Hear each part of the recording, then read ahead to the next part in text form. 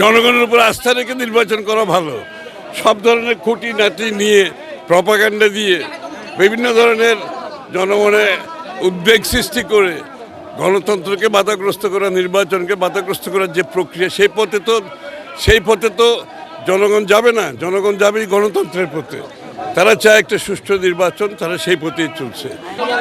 প্রত্যেক নির্বাচনে ছোটোখাটো কিছু ঘটনা ঘটে থাকে।